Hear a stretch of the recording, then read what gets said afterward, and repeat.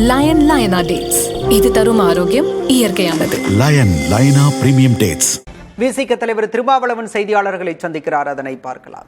8 இடங்களில் போட்டியிடுகிறது. 8 இடங்களுக்கான வேட்பாளர்களை ஏற்கனவே அறிவித்திருக்கிறோம். காட்டுமன்னார்குடியில் நான் போட்டியிடுவதாக அறிவித்தேன். வேட்புமனு தாக்கல் செய்வதற்கு இன்னும் 2 நாட்கள் மட்டுமே உள்ளன.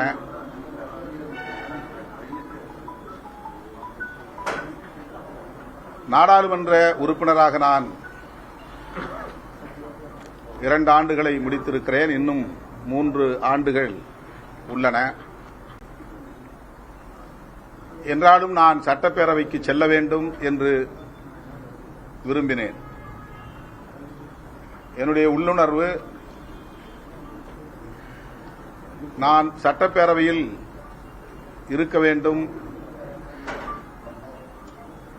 சட்டப்பேரவையில் விளிம்புநிலை மக்களுக்கான அரசியலை பேச வேண்டும் என்று இன்றைக்கல்ல,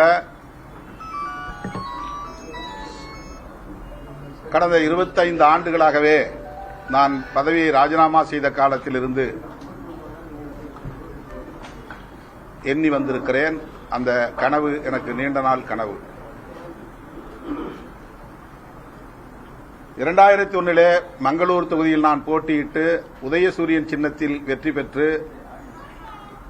2.5 ஆண்டுகள் நான் பதவியில் இருந்தேன். 2004 ஆண்டு பிப்ரவரி 3ஆம் நாள் என்று கருதுகிறேன் என்னுடைய பதவியை ராஜினாமா செய்தேன். பதவியில் எனக்கு பெரிய ஈடுபாடு இல்லை, பிடிப்பில்லை. முதலாக நான் சட்டமன்ற உறுப்பினராக வெற்றி பெற்றும் சட்டமன்ற உறுப்பினர் பதவியை மிக இலகுவாக நான் உதறிவிட்டு வெளியே வந்தேன். 2006ஆம் ஆண்டு அதிமுக கூட்டணியிலே தமிழ்நாட்டில் 9 இடங்களும், பாண்டிச்சேரியில் 1 இடமும் என 10 இடங்களை பெற்று போட்டியிட்டோம் மணி சின்னத்தில். அப்போது நான் மங்களூர் தொகுதியிலேயே மீண்டும் போட்டியிடுவது என்று முடிவெடுத்திருந்தேன். ஏனென்றால் நான் போட்டியிட்டு வென்ற தொகுதி. 2.5 ஆண்டுகளில் பதவியை நான் துறந்த நிலையிலே மீண்டும் அதே தொகுதியில் நான் போட்டியிட வேண்டும் என்று விரும்பினேன். கடைசி நேரத்தில் கட்சியில் என்னோடு களத்தில் நின்ற முன்னணி பொறுப்பாளர் எனக்கு கடலூர் மாவட்டத்தில் ஏதேனும் ஒரு தொகுதி வேண்டும் என்று கேட்டுக்கொண்டார். காட்டுமன்னார்குடியில் நீங்கள் நின்றால் எனக்கு மங்களூர் வேண்டும், மங்களூரில் நின்றால் எனக்கு காட்டுமன்னார்குடி வேண்டும் என்று கேட்டார். என்னை நம்பி வந்த நிலையில் அன்றைக்கு பெரிய போட்டி இல்லை. ஆகவே நான் கடைசி நேரத்தில் போட்டியிடுவதை தவிர்த்தேன். 2006 இது நடந்தது. நான் போட்டியிடுவதற்காக பெற்ற தொகுதி மங்களூர் என்கிற திட்டக்குடி தொகுதி. அன்றைக்கு கட்சியிலே 2001 கேட்டபோது அவருக்கு வழங்க இயலவில்லை என்பதனால் 2006 அவருக்கென்று ஒரு தொகுதியை நான் வாங்கியிருந்தேன். ஆனால் அது வேண்டாம் என்று மறுதளித்த நிலையில், வெளிப்படையாக சொல்லுகிறேன், இன்றைக்கு காங்கிரஸ் கட்சியின் தலைவராக இருக்கிற அன்றைய செல்வம், இன்றைய செல்வ பெருந்தகை, அவருக்காக திருப்பெரும்புதூர் தொகுதி வாங்கப்பட்டது. ஆனால் அவருக்கு கடலூர் தொகுதிதான் வேண்டும் என்று தனது விருப்பத்தை சொன்னார் என்பதற்காக நம்மை நம்பி இருப்பவர்களை கடந்த முறை தர முடியாமல் போய்விட்டது, இந்த முறை தரலாம் என்று முடிவெடுத்து நான் போட்டியிடுவதிலிருந்து விலகிக் கொண்டேன். அன்றைக்கு இது பெரிய அளவில் பேசப்படவில்லை. அப்போது சமூக ஊடகங்கள் இல்லை. ஒரு இடம் கிடைத்தாலும் நாம் தான் போட்டியிட வேண்டும் என்று விரும்புகிறவர்கள் உள்ள அரசியல் களத்தில் நான் போட்டியிடுவதற்காக நானே கேட்டு பெற்ற தொகுதியை நான் போட்டியிடாமல் தவிர்த்து கட்சியில் ஒருவருக்கு வழங்கிய வரலாறு உண்டு. பதவியில் எனக்கு பெரிய பிடிப்பில்லை என்பதற்கு இதுவும் ஒரு சான்று. சட்டமன்ற உறுப்பினர் பதவியை ராஜினாமா செய்தேன். சட்டமன்ற உறுப்பினர் பதவிக்கான தொகுதியில் போட்டியிடுகிற வாய்ப்பையும் தவிர்த்தேன். அப்போது நான் போட்டியிட்டு வெற்றி பெற்றிருந்தால் நான் தொடர்ந்து சட்டமன்ற பேரவை தேர்தல்களிலேயே 5 ஆண்டுகளுக்கு ஒரு முறை போட்டியிடுகிற சூழல் அமைந்திருக்கும். 2006 நான் போட்டியிடாமல் தவிர்த்ததனால் 2009 நான் நாடாளுமன்ற தொகுதியில் போட்டியிட்டு 1 லட்சம் வாக்குகள் வித்தியாசத்தில், அதுவும் சொந்த சின்னத்தில் தான் வெற்றி பெற்றேன். அதன் பிறகு நான் தனி சின்னத்தில் நிற்பேன் என்பதில் உறுதியாக இருந்தேன். 2006 இருந்து 2006 9 தொகுதிகளிலும் இரட்டை இலை சின்னத்தில் போட்டியிட வேண்டும் என்று ஜெயலலிதா அம்மையார் சொன்னபோது நான் மறுதளித்தேன்.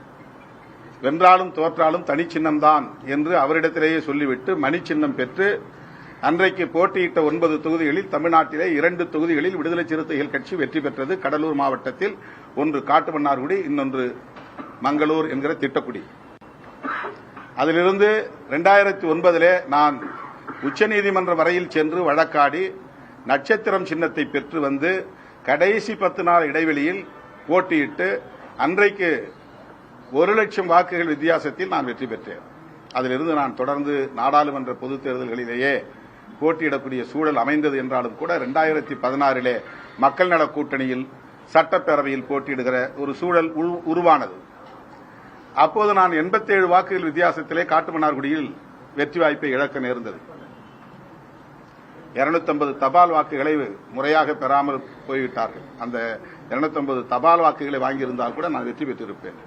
2016 நான் வெற்றி பெற்று சட்டமன்ற உறுப்பினராகி இருந்தால் 2021 நான் சட்டமன்றத்தில் போட்டியிட்டிருப்பேன். இன்றைக்கு 26 நான் சட்டமன்றத்தில் போட்டியிட்டிருப்பேன். 2016 அது தவறி போனது. பிறகு 2019 மீண்டும் நான் நாடாளுமன்ற பொதுத் தேர்தலில் போட்டியிட்டு வெற்றி பெற்றேன். 2021 எனக்கு அப்படி ஒரு உணர்வு மீண்டும் எழுந்தது. நாம் இந்த எம்பி பதவியை துறந்துவிட்டு சட்டமன்றத்திற்கு போகலாம் என்கிற உணர்வு எனக்கு மேலோங்கியது. ஆனால் அப்போது அந்த முடிவை நான் எடுக்கவில்லை, அது தீவிரமாகவும் இல்லை. ஆனால் எனக்குள் அந்த உள்ளுணர்வு ஓடிக்கொண்டே இருந்தது. 2026 சட்டப்பேரவை பொதுத் தேர்தல் வழக்கமான பொதுத் தேர்தல் இல்லை என்பதை அடிக்கடி நான் சொல்லியிருக்கிறேன். வலதுசாரிகளின் கைகள் ஓங்கி வருகின்றன. அவர்கள் திட்டமிட்டு காய்களை நகர்த்துகிறார்கள்.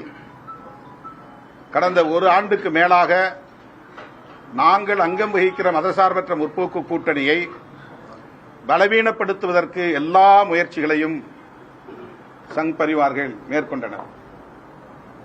குறிப்பாக விடுதலை சிறுத்தைகளை குறிவைத்து, குறிப்பாக என்னை குறிவைத்து எனக்கு எதிரான நடவடிக்கைகளை மேற்கொண்டார்கள்.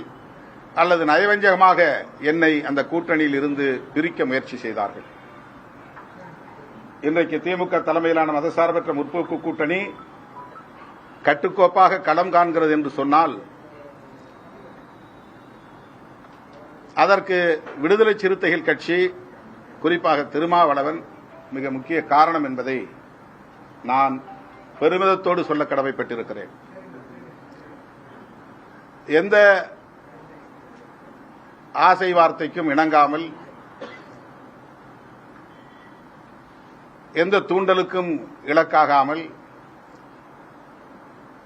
நான் உறுதியாக நின்று திமுக தலைமையிலான மதசார்பற்ற முற்போக்கு கூட்டணியை பாதுகாப்பதில் பங்களிப்பு செய்திருக்கிறேன். பெரும் முயற்சிகளை மேற்கொண்டிருக்கிறேன். இதை இந்த நேரத்தில் பதிவு செய்ய வேண்டியது என்னுடைய கருத்து, என்னுடைய கடமை. அதிலும் குறிப்பாக ஆட்சியிலும் பங்கு, அதிகாரத்திலும் பங்கு என்று விடுதலை சிறுத்தைகள் கட்சி தொடர்ந்து முழங்கி வந்த நிலையிலே இந்த தேர்தலில் ஆட்சியிலும் பங்கு, அதிகாரத்திலும் பங்கு என்பதை கோருவீர்களா என்று கேட்டபோது நான் திட்டவட்டமாக மறுதளித்தேன். ஏன் திட்டவட்டமாக மறுதளித்தேன் என்று சொன்னால், அப்படி ஒரு முழக்கத்தை வைப்பதன் மூலம் கூட்டணிக்குள் எந்த சலசலப்பும் ஏற்பட்டுவிடக் கூடாது, அதன் மூலம் இதில் ஒரு பலவீனம் உருவாகிவிடக் கூடாது என்கிற அந்த பொறுப்புணர்வுதான். ஆட்சியிலும் பங்கு, அதிகாரத்திலும் பங்கு என்பதை 1999 முதலாக நான் தேர்தல் அரசியலில் அடியெடுத்து வைத்த போது நெய்வேலியில் இருந்து புரட்சியாளர் அம்பேத்கர் சிலை முன்னால் நின்று நான் எழுப்பிய முழக்கம் இது, நான் முன்வைத்த முழக்கம் இது. மூப்பனார் அவர்கள் திரும்ப திரும்ப கேட்டு அதை மேடைகளில் பல முறை சொல்லி இருக்கிறார். அப்படிப்பட்ட நிலையிலும் கூட இந்த முறை நாங்கள் கூட்டணி ஆட்சி குறித்து பேச மாட்டோம், அதற்கான சூழல் இது இல்லை என்று திட்டவட்டமாக மறுதளித்தோம். ஏன் இதை அழுத்தமாக சொல்லுகிறேன் என்றால், நான் போட்டியிடப் போகிறேன் என்று சொன்னதும் ஏதேதோ யூகங்களை ஆளாளுக்கு கட்டமைத்திருக்கிறார்கள். திருமாவளவன் பதவி ஆசை கட்டு எம்பி பதவியை விட்டுவிட்டு எம்எல்ஏவுக்கு நிற்கப் போகிறார் என்றும், அப்படி இங்கே வந்து அவர் கூட்டணி ஆட்சிக்கு முயற்சிக்கப் போகிறார் என்றும், துணை முதலமைச்சர் ஆவதற்கு ஆசைப்படுகிறார் என்றும், தொங்கு சட்டசபைதான் உருவாகப் போகிறது என்று திருமாவளவனை யூகிக்கிறார் என்றும், அதனால் அவர் சட்டமன்றத்திலே இருந்தால்தான் கூட்டணி ஆட்சிக்கான கருத்தை உயர்த்தி பிடிக்க முடியும் என்று அவர் கருதுகிறார் என்றும் ஆளாளுக்கு அவரவர் யூகங்களை எல்லாம் செய்திகளாக்குகிறார்கள். அதேபோல நான் ஏற்கனவே போட்டியிட்டு வெற்றி பெற்ற 4 சட்டமன்ற உறுப்பினர்களில் 3 பேருக்கு வாய்ப்பளிக்கவில்லை என்பது அவர்கள் திமுக ஆதரவு நிலை எடுத்ததனால்தான் என்று மிக தவறாக அவதூறுகளை பரப்புகிறார்கள். லயனா டேட்ஸ், இது தரும் ஆரோக்கியம் இயற்கையானது. லயனா பிரீமியம் டேட்ஸ்.